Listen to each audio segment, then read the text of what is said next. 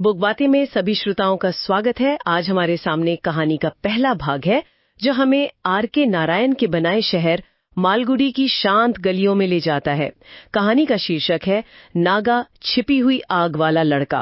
तो आज हम सिर्फ इस कहानी को सुनाने नहीं वाले, बल्कि इसकी परतों को खोलने की कोशिश करेंगे।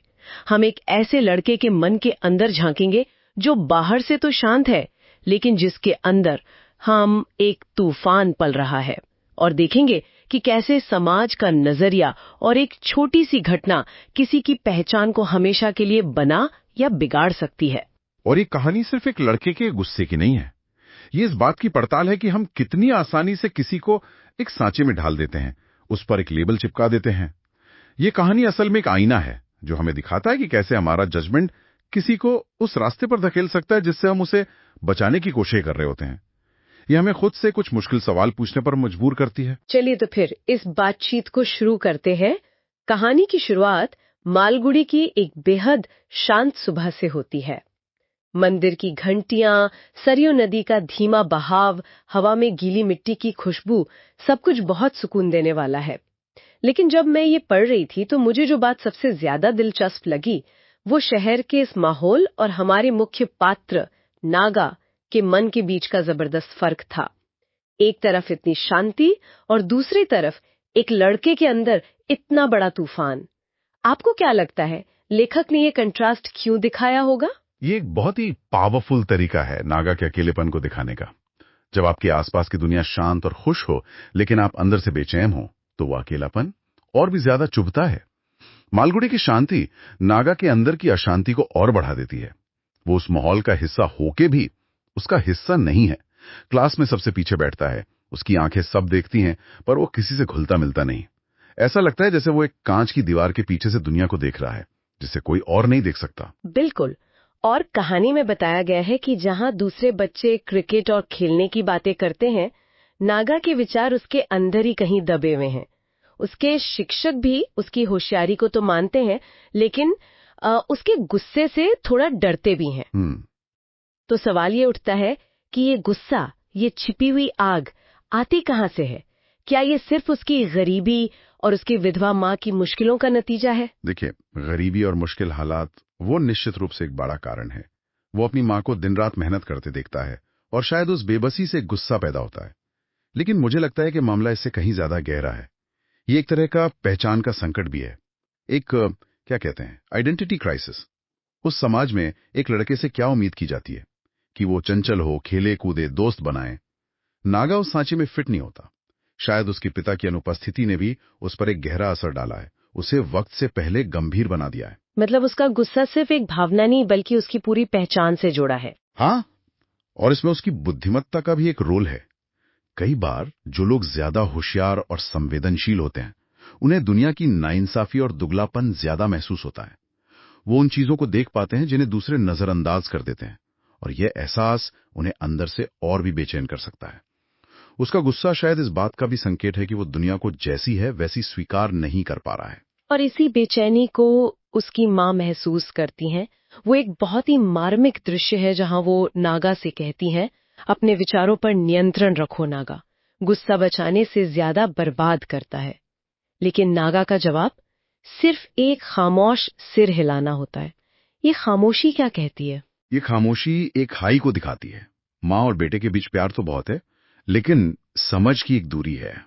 माँ उसे एक नेक इंसान बनाना चाहती है, लेकिन वो उसके अंदर चल रहे तूफान की वजह नहीं समझ पा रही हैं। और नागा, वो शायद खुद भी नहीं जानता कि अपनी भावनाओं को शब्दों में कैसे ढाले। वो अपनी माँ को परेशान नहीं करना चाहता, इसलिए चुप रह जाता है। और यही चुप्पी उसे और अकेला बना देती है। वो अपनी लड़ाई बिल्कुल अकेले लड़ रहा है। तो हमारे पास ये लड़का है जिसके अंदर इतना कुछ चल रहा है। ऐसे में एक छोटी सी चिंगारी भी आग लगा सकते हैं ना? कहानी में वो चिंगारी क्या थी? वो चिंगारी एक शब्द था। कहानी में एक दोपहर स्कूल के कुछ लड़के नागा को उसके फटे कपड़ों और उसके चुप रहने की वजह से छेड़ते हैं।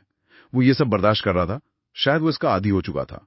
लेकिन फिर एक लड़का हद पार कर देता है और उसे कमजोर कह देता है। और बस यही वो पल था।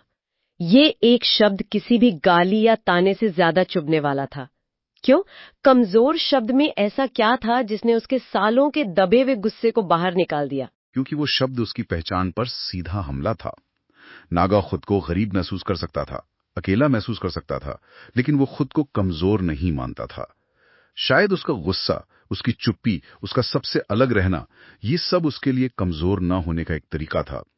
कमजोर शब्द ने उसके आत्मसम्मान की उस आखिरी दीवार को तोड़ने की कोशिश की जिसे वो बचाकर रखे हुए था। उस एक पल में उसके लिए चुप रहना नामुमकिन हो गया और फिर वो हमला कर देता है। लड़ाई बहुत जल्दी खत्म हो जाती है, लेकिन उसका असर बहुत गहरा होता है। धूल और चीख पुकार के बीच जब शिक्षक आते हैं तो उन्हें नागा हांफता हुआ, आंखों में एक अजीब सी चमक लिए हुए मिलता है। कहानी कहती है कि उसे कोई पछतावा नहीं था, लेकिन यह एक सवाल उठता है, क्या आत्मसम्मान के लिए हिंसा जायज है? क्या मालगुडी के लोग जो उसे बाद में खतरनाक समझने लगते हैं, वो पूरी तरह गलत थे? आखिर उसने एक बच्चे को चोट तो पहुंचाई थी। ये एक बहुत जरूरी सवाल है और इसका कोई आसान जवाब नहीं है। अगर हम नागा के नजरिए से देखें तो ये आत्मरक्षा थी, उसने अपने सम्मान की रक्षा की।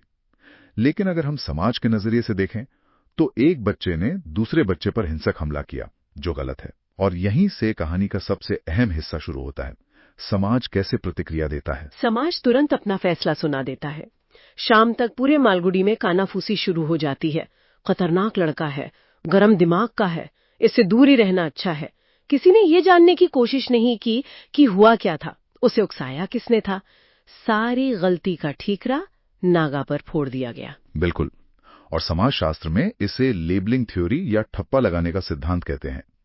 जब समाज किसी व्यक्ति पर एक ठप्पा लगा देता है, खतरनाक, झगड़ालू, बुरा, तो समाज के लोग उसे उसी नजर से देखने लगते हैं। वो उसके किसी भी अच्छे काम को नजरअंदाज कर देते हैं और सिर्फ उन बातों पर ध्यान देते हैं जो उस ठप्पे को सही साबित करती हैं। और फिर शायद वो इंसान भी खुद को वैसा ही देखने लगता है। क्या ऐसा होता है? हाँ, और ये सबसे खतरनाक हिस्सा है। इसे सेल्फ फुलफिलिंग प्रोफेसी कहते हैं, यानी एक ऐसी भविष्यवाणी जो खुद को ही सच साबित कर लेती है। जब नागा बाजार से गुजरता है और लोगों की घूरती हुई नजरों को महसूस करता है, तो उसे क्या संदेश मिल रहा है? यही कि तुम बुरे हो, तुम खतरनाक हो। जब कोई बच्चा ये बात बार बार सुनेगा तो एक वक्त ऐसा आ सकता है कि वो उस पर यकीन कर ले। वो सोचने लगता है, अगर सब मुझे ऐसा ही मानते हैं तो शायद मैं ऐसा ही हूं। मालगुडी के लोग अनजाने में नागा को वही बना रहे थे जिससे वो डर रहे थे। वो उसे सुधार नहीं रहे थे, बल्कि उसे एक पहचान दे रहे थे। एक ऐसी पहचान जिससे निकलना लगभग नामुमकिन है। ये तो एक जाल की तरह है। बिल्कुल सही, ये एक सामाजिक जाल है। कोई भी उसके व्यवहार के पीछे की वजह नहीं जानना चाहता। उसकी माँ की चिंता, उसकी गरीबी, उसका अकेलापन, ये सब कहानियां उस एक लेबल के नीचे दब जाती हैं, the boy with a temper. अब वो नागा नहीं रहा, वो गुस्सैल लड़का बन गया है। एक पल में सब कुछ बदल गया। कहानी का ये पहला भाग सरयू नदी के किनारे खत्म होता है। माहौल फिर से शांत है, सूरज डूब रहा है, लेकिन नागा के अंदर का तूफान वो अब पहले से भी बड़ा हो गया है और उसके दिमाग में बस एक ही सवाल गूंज रहा है, क्या मैं सच में बुरा हूं या सिर्फ मुझे गलत समझा गया है? ये सवाल इस कहानी का दिल है। ये वो मोड़ है जहां नागा खड़ा है बचपन और बगावत के बीच, समाज के फैसले और अपनी सच्चाई के बीच। वो इस सवाल का जो भी जवाब चुनेगा वही उसकी आगे की जिंदगी की दिशा तय करेगा। तो नागा के अगले कदम न सिर्फ उसकी अपनी जिंदगी की दिशा तय करेंगे, बल्कि ये भी तय करेंगे कि मालगुडी उसे किस नाम से याद रखेगा। क्या वो इस खतरनाक लड़के के लेबल को अपनी पहचान मान लेगा, या वो इसके खिलाफ लड़ेगा और साबित करेगा कि उसे गलत समझा गया है? और ये कहानी हमारे लिए भी एक जरूरी सवाल छोड़ जाती है, क्या नागा वाकई खतरनाक है या वो समाज की उम्मीदों और तानों का शिकार है जो अपनी भावनाओं को संभाल नहीं पा रहा? हो सकता है कि उसका गुस्सा उसकी कमजोरी नहीं, बल्कि इस बात का एक चीखता हुआ संकेत हो कि उसे किसी ऐसे की जरूरत है जो उसे समझे, ना कि इसे जज करे। तो अब श्रोताओं के सोचने के लिए एक विचार छोड़ जाते हैं। अगर कोई व्यक्ति, खासकर कोई बच्चा, समाज के बनाए नियमों से अलग व्यवहार करता है, तो क्या हमारा पहला कदम उसे तुरंत बुरा या समस्या मान लेना होना चाहिए, या फिर उस व्यवहार के पीछे की वजह को समझने की कोशिश करना ज्यादा जरूरी है? क्योंकि कभी-कभी जिसे हम आग समझते हैं वो असल में मदद के लिए एक पुकार होती है। बुक बातें सुनने के लिए आपका बहुत बहुत धन्यवाद। अगर आपको हमारी ये चर्चा पसंद आई तो कृपया लाइक, कमेंट और शेयर करें। हमारे चैनल को सब्सक्राइब करना न भूलें। इस तरह की और भी दिलचस्प कहानियों और उन पर गहरी चर्चाओं के लिए हमारे साथ बने रहें। नई अपडेट्स पाने के लिए बेल आइकॉन जरूर दबाएं।